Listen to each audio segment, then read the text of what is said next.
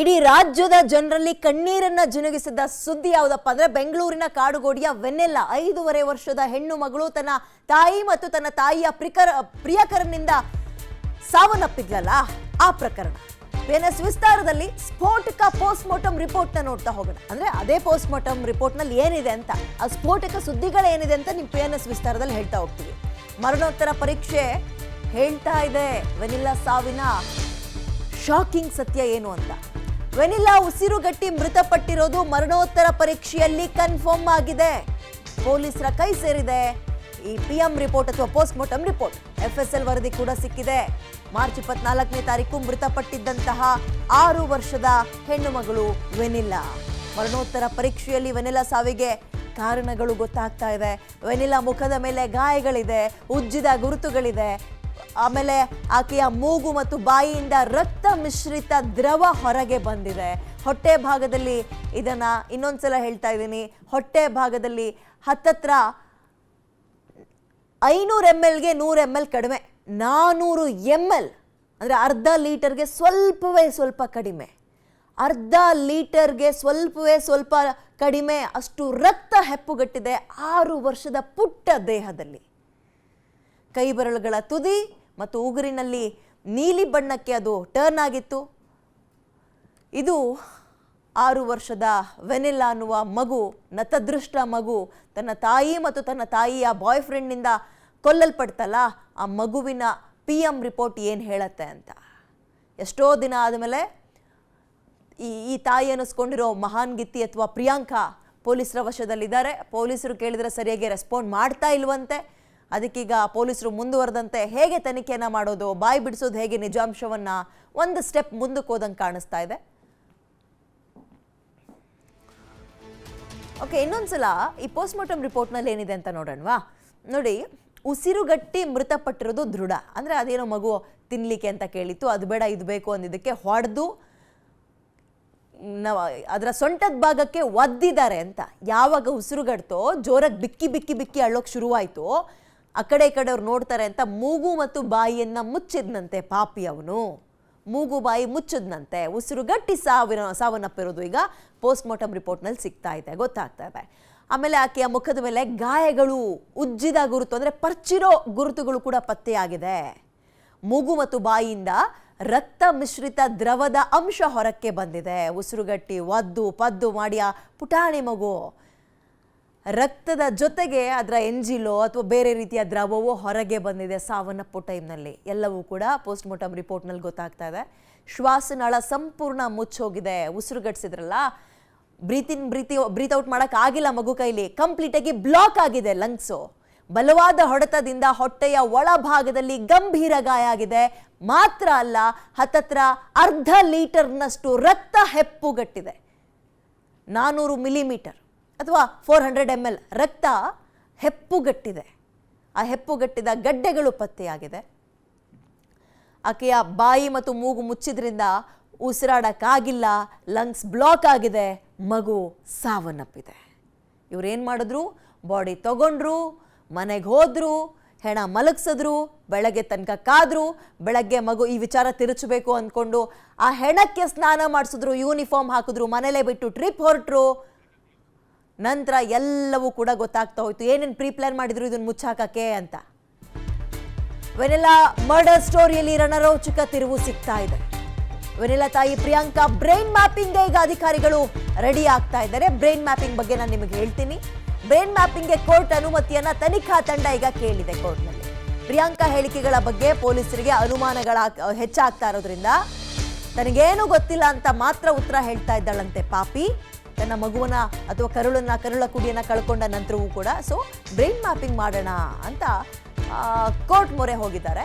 But ಆಕೆಯೂ ಕೂಡ okay ಅಂದಿದ್ದಾರಂತೆ. ಇವೆಲ್ಲವೂ ಹೆಂಗಾಗ್ತವೆ ಅಂದರೆ, ಈ ರೀತಿಯ ಕೆಲವೊಂದು ಟೆಸ್ಟ್ಗಳು ಯಾವಾಗ ಅವರು ಆರೋಪಿಗಳು ಅಪರಾಧವನ್ನ ಮಾಡಿದ್ದಾರೆ, ಬಟ್ ಅಪರಾಧವನ್ನ ಮಾಡಿರುವ ಮೂಲ ಒಪ್ಕೊಳ್ತಾ ಇಲ್ಲ, ಹೆಂಗೆ ಅನ್ನೋದನ್ನು ಒಪ್ಕೊಳ್ತಾ ಇಲ್ಲ ಅನ್ನುವ ಅನುಮಾನಗಳು ಅಧಿಕಾರಿಗಳಿಗೆ ದಟ್ಟುವಾಗಿ ಕಾಡುತ್ತೋ ಅವಾಗ ಏನು ಮಾಡ್ತಾರೆ, ಈ ಬ್ರೈನ್ ಮ್ಯಾಪಿಂಗ್ ಸೇರಿದಂಗೆ ಇನ್ನೊಂದೆರಡು ನಾರ್ಕೋ ಟೆಸ್ಟ್ ಅಂತೆಲ್ಲ ಇರುತ್ತೆ, ಇನ್ನೊಂದು 2-3 ರೀತಿಯ ಪರೀಕ್ಷೆಗಳು ಅವಕ್ಕೆ ಮುಂದಾಗ್ತಾರೆ. ಬಟ್ ಕೋರ್ಟಲ್ಲಿ ಪರ್ಮಿಷನ್ ತಗೋಬೇಕು, ಅವಕ್ಕೆ ಏಕಾಏಕಿ ಮಾಡೋಕ್ಕಾಗಲ್ಲ. ಕೋರ್ಟ್ ಪರ್ಮಿಷನ್ ಕೊಟ್ಟ ಮೇಲೆ ಈ ಆರೋಪಿಗಳು ಕೂಡ ಒಪ್ಕೋಬೇಕು, ನಾನು ರೆಡಿ ಇದ್ದೀನಿ ಅದಕ್ಕೆ ಅಂತ. ದೆನ್ ಅವರು ಅದಕ್ಕೆ ಒಳಪಡಿಸ್ತಾರೆ. ಹಂಗನ್ಕೊಂಡು ಇದು ಕನ್ಫರ್ಮ್ ಇದ್ರಲ್ಲಿ ಬಂದಂತಹ ರಿಸಲ್ಟ್ನೇ ತಗೊಂಡೋಗಿ ಕೋರ್ಟಿಗೆ ಒಪ್ಪಿಸ್ತಾರೆ, ಕೋರ್ಟ್ ಇದಕ್ಕೆ ಫೈನ್ ತಗೊಳ್ಳಿ ಇದು ಜಡ್ಜ್ಮೆಂಟ್ ಅಂತ ಕೊಡಲ್ಲ. ಅದಕ್ಕೂ ಒಂದು ಇಂತಿಷ್ಟು ಪರ್ಸೆಂಟೇಜ್ ಅಂತ ಇರುತ್ತೆ ಇಂಥ ರಿಪೋರ್ಟ್ಗಳನ್ನು ಒಪ್ಕೊಳ್ಳೋದ್ರಲ್ಲಿ. ಸೊ ಈಗ ಬ್ರೈನ್ ಮ್ಯಾಪಿಂಗ್ಗೆ ಈ ತಾಯಿ ಅನ್ನಿಸ್ಕೊಂಡಿರೋ ಪ್ರಿಯಾಂಕಾ, ಆ ಮಗುವಿನ ತಾಯಿ ಒಪ್ಕೊಂಡಿದ್ದಾರೆ.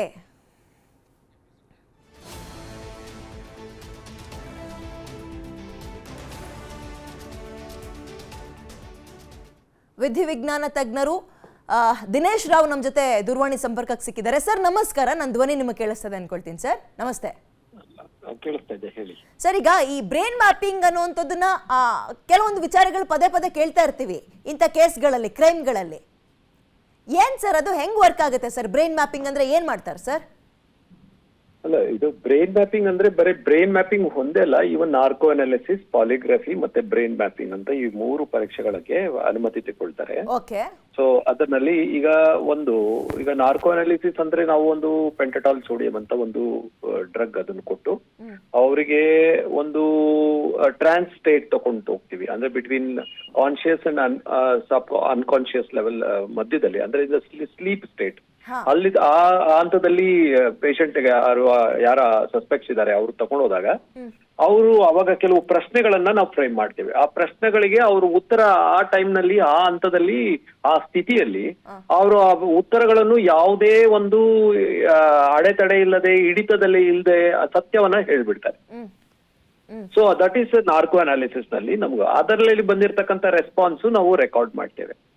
ಎರಡನೇದಾಗಿ ಬ್ರೈನ್ ಮ್ಯಾಪಿಂಗ್. ಬ್ರೈನ್ ಮ್ಯಾಪಿಂಗ್ ಅಲ್ಲಿ ಏನ್ ಮಾಡ್ತೀವಿ ಅಂದ್ರೆ, ಇವ್ರಿಗೆ ಈಗ ನಮ್ಮ ತಲೆ ಮೇಲೆ ಕೆಲವು ಲೀಡ್ಸ್ ಇದೆ, 32 ಲೀಡ್ಸ್, 64 ಲೀಡ್ಸ್. ಅಂದ್ರೆ ಇದು ಒಂದು ಎಲೆಕ್ಟ್ರೋ ಎನ್ಸೆಫಲೋಗ್ರಾಫ್ ಅಂತ. ಅಂದ್ರೆ ಇದರಲ್ಲಿ ಎಲೆಕ್ಟ್ರೋ ಮ್ಯಾಗ್ನೆಟಿಕ್ ವೇವ್ಸ್ ಏನಿದೆ, ಬ್ರೈನ್ ವೇವ್ಸ್ ಏನಿದೆ, ಅದು ಜನರೇಟ್, ಅದನ್ನ ನಾವು ಯಾವಾಗ ಅದು ಜಾಸ್ತಿ P300 ವೇವ್ಸ್ ಅಂತ ಹೇಳ್ತೀವಿ. ಸೊ ಇದು ಯಾವಾಗ ನಾವೊಂದು ಅಪರಾಧದ ಬಗ್ಗೆ, ಆ ಅಪರಾಧನ ನಾವು ನೋಡಿದ್ದಾಗ ನಮ್ಮ ಮೆದುಳಿನಲ್ಲಿ ಅದರದ್ದು ಒಂದು ರಿಫ್ಲೆಕ್ಸಸ್ ಕ್ರಿಯೇಟ್ ಆಗುತ್ತೆ, because of the guilt and the consciousness. So ಅವಾಗ ಏನಾಗುತ್ತೆ, ಸೊ ಅದು ಏನ್ ಮಾಡುತ್ತೆ ಅಂದ್ರೆ, ಈಗ ಏನು ಅಪರಾಧಿ ಇಲ್ಲ ಸಸ್ಪೆಕ್ಟ್ ಯಾರಿದ್ದಾರೆ ಪ್ರಿಯಾಂಕಾ, ಅವ್ರ ತಲೆ ಮೇಲೆ ಆ ಒಂದು ಲೀಡ್ಸ್ ನ ಇದು ಮಾಡಿ ಕಂಪ್ಯೂಟರ್ ಮುಂದೆ ಈ ಹುಡುಗಿ ಸತ್ತಿದ್ದಾಳಲ್ಲ ವೆನಿಲಾ, ಅವಳ ಫೋಟೋ, ಆ ಕಾರ್ ಫೋಟೋ, ಅವ್ರಾಗಿರ್ತಕ್ಕಂಥ ಗಾಯದ ಫೋಟೋ, ಇದನ್ನೆಲ್ಲ ಎತ್ತಿ ಅದರ ಮುಂದೆ ತೋರಿಸ್ತಾರೆ. ಆ ತೋರಿಸಿದಾಗ ಇವರ ಮೆದುಳಿನಲ್ಲಿ ಬದಲಾವಣೆಗಳ ಕೆಲವು ಪ್ರಶ್ನೆಗಳನ್ನು ಅದರಲ್ಲೂ ಕೇಳ್ತಾರೆ. ಪ್ಲಸ್ ಕ್ರೈಮ್ ಸೀನ್ ಫೋಟೋಗ್ರಾಫ್ಸ್, ಇದನ್ನೆಲ್ಲ ಇದ್ ಮಾಡಿದಾಗ ಅವಾಗ ಯಾವ ಟೈಮ್ ನಲ್ಲಿ ಮೆದುಳಿನಲ್ಲಿ ಆ P300 ವೇವ್ಸ್ ಸ್ಪೈಕ್ ಬಂದಿದೆ ಅಂತ ಅದನ್ನ ನೋಟ್ ಮಾಡ್ಕೊಳ್ತಾರೆ. ಸೊ ಇದು ಎರಡನೇ ಒಂದು ಇನ್ವೆಸ್ಟಿಗೇಷನ್. ಮೂರನೇದು ಪಾಲಿಗ್ರಫಿ. ಪಾಲಿಗ್ರಫಿ ಅಂದ್ರೆ ಇದು ನಮ್ಮ ಆಟೋನಮಿಕ್ ನರ್ವ್ ಸಿಸ್ಟಮ್, ಅಂದ್ರೆ ನಮ್ಮ ದೇಹದಲ್ಲಿ ಬದಲಾವಣೆಗಳಾಗ್ತವೆ, ಉಸಿರಾಟದಲ್ಲಿ, ಪಲ್ಸ್ ರೇಟ್ ನಲ್ಲಿ, ಮತ್ತೆ ಬ್ಲಡ್ ಪ್ರೆಷರ್. ಸೊ ಇದರಲ್ಲಿ ಕೆಲವು ಬದಲಾವಣೆಗಾಗತ್ತೆ. ಅದಕ್ಕೆ ನಾವು ಕೆಲವು ಲೀಡ್ಸ್ ನ ಬಾಡಿ ಮೇಲೆ ಇಡ್ತೇವೆ. ಆಗ ಕೆಲವು ಪ್ರಶ್ನೆಗಳನ್ನ ಕೇಳ್ತೇವೆ. ಒಂದು ನಾರ್ಮಲ್ ಪ್ರಶ್ನೆ ಇರುತ್ತೆ, ಇನ್ನೊಂದು ಟೆಸ್ಟ್ ಕ್ವಶನ್ಸ್ ಅಂತ ಹೇಳ್ತೀವಿ, ಇನ್ನೊಂದು ಕ್ರೈಮ್ ಕ್ವಶನ್ಸ್, ಅಂದ್ರೆ ಅಪರಾಧದ ಬಗ್ಗೆ ಕೆಲವು ಪ್ರಶ್ನೆಗಳು, ಪ್ಲಸ್ ನಾರ್ಮಲ್ ಕ್ವಶನ್ಗಳು. ಸೊ ಇದನ್ನೆಲ್ಲ ಮಿಕ್ಸ್ ಮಾಡಿ ನಾವು ಕೇಳಿದಾಗ, ಅಪರಾಧದ ಕ್ವಶನ್ ಕೇಳಿದಾಗ ಅವರಲ್ಲಿ ಆಗಿರ್ತಕ್ಕಂಥ ಬದಲಾವಣೆಗಳನ್ನ ಅದು ಗ್ರಾಫ್ ಅಲ್ಲಿ ರೆಕಾರ್ಡ್ ಮಾಡ್ತೇವೆ. ಸೊ ಈಗ ನಾರ್ಕೋ ಅನಾಲಿಸಿಸ್, ಬ್ರೈನ್ ಮ್ಯಾಪಿಂಗು ಮತ್ತೆ ಈ ಪಾಲಿಗ್ರಾಫಿನಲ್ಲಿ ಬಂದಿರತಕ್ಕಂಥ ಬದಲಾವಣೆಗಳು ಯಾವ ಪ್ರಶ್ನೆಗಳಿಗೆ ಬಂತು, ಯಾವ ಫೋಟೋಗ್ರಾಫ್ ನೋಡಿದಾಗ ಬಂತು, ಯಾವ ಹಂತದಲ್ಲಿ ಬಂತು, ಇದು ಆಧಾರದ ಮೇಲೆ ಇವರು ಸುಳ್ಳು ಹೇಳ್ತಿದಾರ ಸತ್ಯ ಹೇಳ್ತಿದಾರ ಅಂತ ನಮಗೆ ದೃಢೀಕರಿಸಕ್ಕೆ ನಾವು ಹೇಳ್ಬೋದು. ಇಷ್ಟೆಲ್ಲ ಆದ್ರೂ ಈ ಒಂದು ಅಂಶಗಳನ್ನ ಕೋರ್ಟ್ ಎಷ್ಟು ಪರ್ಸೆಂಟೇಜ್ ಅಲ್ಲಿ ಕನ್ಸಿಡರ್ ಮಾಡುತ್ತೆ ಸರ್? ಇದು ಕಂಪ್ಲೀಟ್ 100% ವ್ಯಾಲಿಡ್ ಸರ್ ಇದು? ಇಲ್ಲ ನೋಡಿ, ದಿಸ್ ಈಸ್ ಆಲ್ ಕೊರಾಬರೇಟಿವ್ ಅಂತೀವಿ ನಾವು, ನಾಟ್ ಕನ್ಕ್ಲೂಸಿವ್. ಅಂದ್ರೆ ಕೊರಾಬರೇಟಿವ್ ಅಂದ್ರೆ, ಈಗ ಫಾರ್ ಎಕ್ಸಾಂಪಲ್ ಇವರು ಹೇಳಿರೋದ ಸ್ಟೇಟ್ಮೆಂಟ್ಗೂ ಇವರು ಅಲ್ಲಿ ನಡೆದಿರ್ತಕ್ಕಂಥ ಕೃತ್ಯ ಹೋಲಿಕೆ ಇದೆಯಾ ಅಂತ ನಾವು ಕೇಳ್ತೇವೆ. ಹೋಲಿಕೆ ಇದ್ದಲ್ಲಿ definitely that will be consider, court will definitely take in to cognizance. But ಇವ್ರ ಹೇಳಿಕೆಗೂ ಮತ್ತೆ ಅಲ್ಲಿರ್ತಕ್ಕಂಥ ಅಪರಾಧಕ್ಕೂ ಹೋಲಿಕೆನೇ ಇಲ್ಲದೆ ಇದ್ದಾಗ then the court will definitely disagree. But ಒಂದಂತೂ ನಾವು ತಿಳ್ಕೋಬೇಕು, ಇದೇ ಆಧಾರದ ಮೇಲೆ ತನಿಖೆ ಮುಂದುವರಿಯೋದಿಲ್ಲ. ಬಟ್ ಇದೇ ಆಧಾರದಿಂದ ತನಿಖೆನ ದೃಷ್ಟಿನ ನಾವು ಬದಲು ಮಾಡ್ಕೋಬಹುದು. ಪ್ಲಸ್ ಇದ್ರ ಜೊತೆಗೆ CCTV ಎವಿಡೆನ್ಸ್ ಇರುತ್ತೆ, ಟೆಲಿಫೋನಿಕ್ ಎವಿಡೆನ್ಸ್, ಮೊಬೈಲ್ ಎವಿಡೆನ್ಸಸ್ ಇರ್ತದೆ, ಪ್ಲಸ್ ಅಲ್ಲಿರ್ತಕ್ಕಂಥ biological evidence, material evidence, trace evidences plus witnesses ಇದನ್ನೆಲ್ಲ ಸೇರಿ ಅವಾಗ ಕೊರಾಬರೇಟ್ ಮಾಡ್ತೀವಿ ಹೊರತು ಬರೀ ಬ್ರೈನ್ ಮ್ಯಾಪಿಂಗು, ನಾರ್ಕ್ ಅನಾಲಿಸಿಸ್ ಇದನ್ನೇ ಮುಂದಿಟ್ಕೊಂಡು ತನಿಖೆ ಮಾಡೋದಿಲ್ಲ. ಕರೆಕ್ಟ್ ದಿನೇಶ್ ಸರ್, ಮಧ್ಯಾಹ್ನದಿಂದ ಯಾವಾಗ ಈ ಬ್ರೈನ್ ಮ್ಯಾಪಿಂಗ್ ಅಂತ ನಮ್ಮಲ್ಲಿ ಬ್ರೇಕಿಂಗ್ ಹೊಡೆಯೋಕೆ ಶುರು ಆದ್ರೂ ಅವಾಗಿಂದ ಒಂದು ಅನುಮಾನ ಕಾಡ್ತಾ ಇದೆ. ಈ ಬ್ರೈನ್ ಮ್ಯಾಪಿಂಗ್ ಆಗಿರ್ಬೋದು, ಇನ್ನೊಂದೆರಡು ಟೆಸ್ಟ್ಗಳನ್ನ ನೀವು ಹೇಳಿದ್ರಿ, ಪರೀಕ್ಷೆಗಳನ್ನ, ಇವೆಲ್ಲವೂ ತುಂಬಾ ವರ್ಷಗಳಿಂದ ನಡ್ಕೊಂಡು ಬರ್ತಾ ಇದೆ. ಅಂಡ್ ಆಗಾಗ ಕ್ರೈಮ್ಗಳಲ್ಲಿ ಪದಗಳನ್ನು ಕೇಳಿರ್ತೀವಿ. ಬಟ್ ಟೆಕ್ನಾಲಜಿ ತುಂಬಾ ಇಂಪ್ರೂವ್ ಆಗಿದೆ.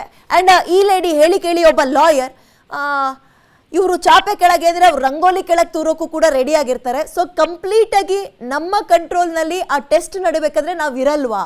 ನಾವು ಏನು ಹೇಳಬೇಕು ಏನು ಬಿಡಬೇಕು ಅನ್ನುವ ಕಂಟ್ರೋಲ್ನಲ್ಲಿ ನಮ್ಮ ಪದಗಳು, ನಮ್ಮ ಶಬ್ದಗಳು, ನಮ್ಮ ಥಾಟ್ ಇರಲ್ವಾ? ಹಂಗ ಕೇಳ್ತಾ ಇದ್ದೀನಿ ಕುತೂಹಲಕ್ಕೆ.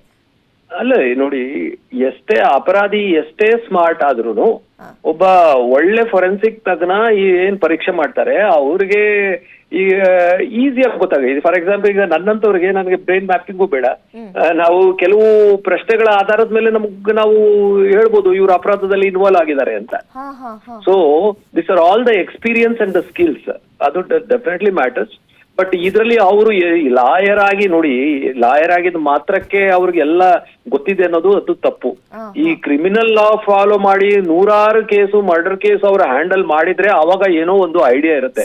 ಬರೇ ಲಾ ಪಾಸ್ ಆಗಿದ ತಕ್ಷಣ ಅವ್ರಿಗೆ ಇಷ್ಟೆಲ್ಲ ಚಾಣಾಕ್ಷತೆ ಇರುತ್ತೆ ಅನ್ನೋದು ಸುಳ್ಳು. Okay, anyway thank you so much sir. ಇಷ್ಟೊತ್ತು ನಿಮ್ಮ ಸಮಯವನ್ನು ನಮ್ಮ PNS ವಿಸ್ತಾರದ ಜೊತೆ ಕೊಟ್ಟಿದ್ದಕ್ಕೆ. ಸೊ ಈ ಬ್ರೈನ್ ಮ್ಯಾಪಿಂಗ್ ಹೆಂಗೆ ವರ್ಕ್ ಆಗುತ್ತೆ ಆ್ಯಂಡ್ ಈ ಕೇಸಿಗೆ ಅದು ಎಷ್ಟು ಸಪೋರ್ಟ್ ಮಾಡ್ಬೋದು, ಇದ್ರ ಬಗ್ಗೆ ಬಹಳ ಅತ್ಯದ್ಭುತವಾಗಿ ಡೀಟೇಲ್ಸ್ನ ಕೊಡ್ತಾ ಇದ್ರು. ಏನೇ ಆಗಲಿ, ಒಂದು ಕಡೆ ಕುತೂಹಲ ಈ ಟೆಸ್ಟ್ಗಳು ಹೆಂಗೆ ನಡೆಯುತ್ತೆ ಅಂತ, ಬಟ್ ಮತ್ತೊಂದು ಕಡೆ ಕರ್ಮ ಏನು ಹೇಳಿ, ತನ್ನ ಮಗಳನ್ನು ಈ ರೀತಿಯಾಗಿ ಕಳ್ಕೊಂಡು ಆಮೇಲೆ ನೇರವಾಗಿ ಅಟ್ಲೀಸ್ಟ್ ಆ ಕರ್ಮ ಇನ್ನೂ ಕೂಡ ಕಾಡ್ತಾ ಇಲ್ವಲ್ಲ, ಸಂಕಟ ಇನ್ನೂ ಕೂಡ ಕಾಡ್ತಾ ಇಲ್ವಲ್ಲ, ನನಗೇನು ಗೊತ್ತಿಲ್ಲ ಅಂತ ಇನ್ನೂ ಇವ್ರು ಸರ್ವೈವ್ ಮಾಡ್ಕೊಳಕ್ಕೆ ನೋಡ್ತಾ ಇದ್ದಾರೆ ಅಂದರೆ ಎಂಥ ಮನಸ್ಥಿತಿಗಳು. ಒಬ್ಬ ತಾಯಿಯಾಗಿ ಎಂಥ ಮನಸ್ಥಿತಿಯನ್ನು ಈಕೆ ಹೊಂದಿದ್ದಾಳೆ ಅಂತಲೂ ಕೂಡ ಸಹಜವಾಗಿ ಅನಿಸುತ್ತೆ.